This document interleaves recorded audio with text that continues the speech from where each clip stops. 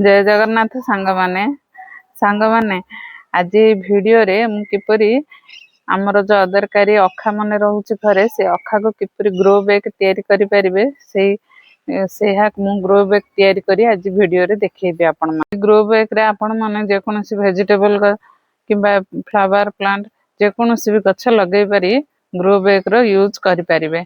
देखंतु सांग आने प्रथमे एपरि वेस्ट अखा को अखार एमती तल साइड को एमती पूरा कुंच कुंच करी दौड़ी हो कि तार हो मु तार नहीं आसी एपरी जोर रे बांधी देबे एमती एमती मूलटारे एमती बांधी देबे।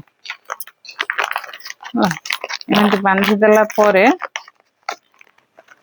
एमती बांधी देला परे अखाटा को उल्टै देबे।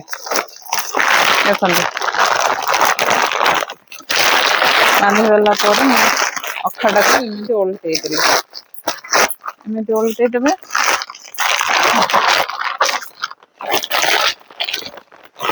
अखाटा को ऊपर दी हाथ को साइज कर देबे।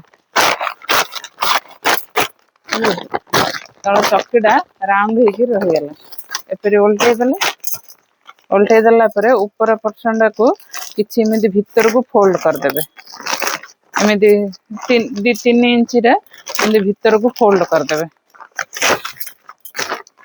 फोल्ड कर देला परे आपण माटी भर्ती कर देले भी से साइज रे रहि जिवो न हले भी आपण स्टेपलर रे एमती स्टेपलर दे देबे रही